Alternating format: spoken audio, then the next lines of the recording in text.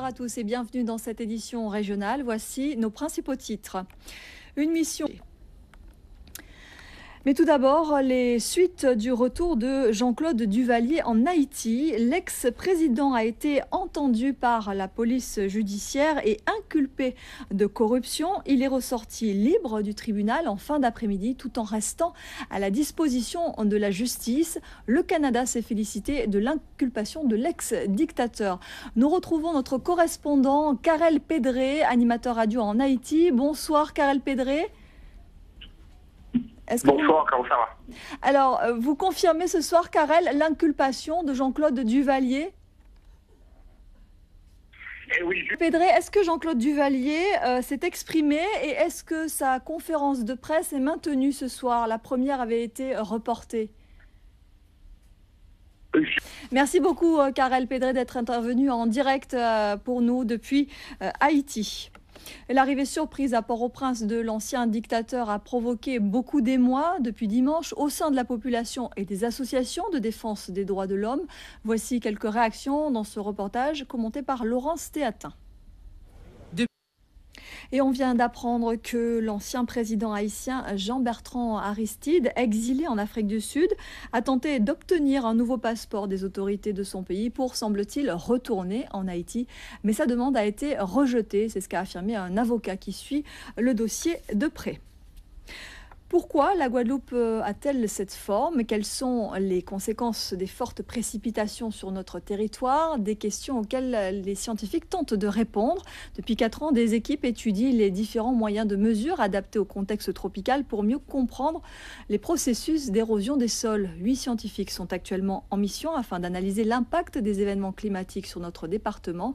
Christelle Théophile et Christian Danquin sont allés à leur rencontre. Reportage.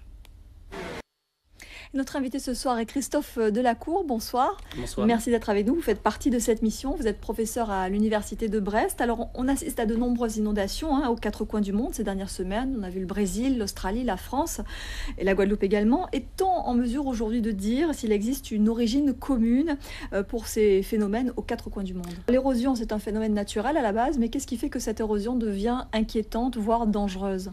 Alors, produire toute l'année. Faut-il s'inquiéter d'éventuels changements de la Guadeloupe? Alors, je propose de revenir dans 10 ans pour nous livrer vos conclusions. Merci beaucoup d'être venu ce soir sur ce plateau, Christophe Delacour. Je vous remercie. Le port autonome de la Guadeloupe et EDF s'impliquent dans le développement durable. Les 2 organismes se sont associés au comité régional des pêches. 1 000 €. Le site pressenti pour l'implantation de ces récifs est celui des zones sableuses du Sud Grande-Terre.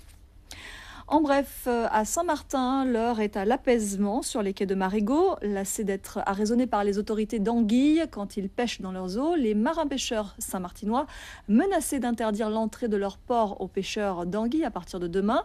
Les choses sont finalement rentrées dans l'ordre puisque la collectivité de Saint-Martin a annoncé avoir signé un accord avec ses homologues d'anguilles, un accord qui pourra faciliter les activités des pêcheurs de Saint-Martin. Ils ont donc choisi de suspendre leur mot d'ordre en attendant de voir concrètement le contenu de cet accord. Pour la première fois, la France a dépassé les 65 millions d'habitants et a battu un record de fécondité avec 2,01 enfants par femme. Et ce sont les chiffres qui ont été révélés par l'INSEE aujourd'hui. Chez nous, la 8e enquête de recensement de la population se déroulera entre le 20 janvier et le 19 février dans les communes de moins de 10 000 habitants. Cette enquête a lieu tous les 5 ans. On écoute les précisions de Jamel Mekawi. Il est chef du département statistique. Depuis hier, et ce dans tout le département, les élèves de CM2 planchent sur les évaluations nationales des acquis. Au programme, de nombreux exercices de français et de mathématiques qui permettront aux professeurs d'apprécier le niveau de leurs élèves et de réagir en cas de difficulté. Le reportage de Sophie Vingada-Salon et de Jean-Marie Mavonzi qui se sont rendus à l'école Amédée Fingarol à Pointe-à-Pitre. On reste dans le milieu scolaire pour évoquer la coopération. Hier, on l'a vu, le Québec et la Guadeloupe ont signé une convention de partenariat pour favoriser les échanges entre étudiants. Eh bien, l'Allemagne aussi s'intéresse à la Guadeloupe. Des élèves de l'école professionnelle d'alimentation et de gastronomie de la banlieue de Hambourg sont en ce moment chez nous. Un voyage financé par le secrétariat franco-allemand aux échanges dans l'enseignement professionnel. Emmanuel Gombeau et Jean-Marie Mavonzi ont rencontré la délégation germanique au lycée hôtelier du Gosier. Le nouveau prêt à taux zéro est disponible depuis le début du mois de janvier, destiné aux primo-accédants, c'est-à-dire aux personnes qui souhaitent devenir propriétaires pour la première fois. Il a la particularité d'être accessible à tous, sans condition de ressources, ce qui n'était pas le cas auparavant. L'objectif du gouvernement est d'augmenter le nombre de propriétaires. L'ADIL, l'Agence départementale d'information sur le logement, est chargée d'accompagner ceux qui souhaitent se lancer. C'est dans cette agence que Yasmina Yakou et Ronnie Maletti se sont rendus. Reportage. Notre rubrique éco avec la clôture de l'exercice budgétaire des entreprises et l'importance des zones franches pour certaines d'entre elles. Cette clôture s'effectue généralement le 31 décembre et entre le mois de janvier et le mois de mai, elles effectuent leur déclaration d'impôt. Celles qui sont en zone franche bénéficient d'exonération, ce qui bien souvent les aide à s'y retrouver financièrement. Explication avec Bergette de Saint-Jacob. Je vous propose de faire la connaissance maintenant de Fernand, trouvé devant l'aquarium il y a un mois, plutôt mal en point. Fernand a été accueilli et soigné. Fernand, c'est un pélican, pardonnez-moi, qui, grâce à l'association SOS Faune Sauvage, a pu retrouver sa liberté ce matin. Le reportage de Patrice Gonfier et Rémi de France. Ils sont aux antipodes de la musique actuelle, mais ils ont permis à la musique antillaise d'être mieux connue hors de nos frontières. La compagnie créole a fait danser plusieurs générations de Français. Aujourd'hui, elle fait partie de la tournée Âge tendre et tête de bois, une tournée qui réunit 40 artistes de la vague disco ou yéyé et qui aujourd'hui est de retour sur scène pour le plaisir des fans nostalgiques. Le reportage de Fabienne Léonce et Denis Rousseau-Caplan.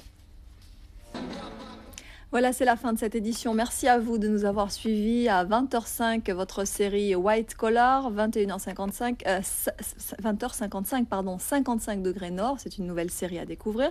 Et puis à 21h45, votre magazine Archipel. L'info revient demain à 13h avec Laura Séné. Nous, on se donne rendez-vous à 19h30. Passez une très belle soirée sur Guadeloupe Première. Chez toi, tu sais que j'ai du bon compas, mélangé hip-hop raga. Je vais faire la fête avec toi, je t'invite à boire un chocolat. Tu sais que j'ai du bon compas, mélangé hip-hop raga.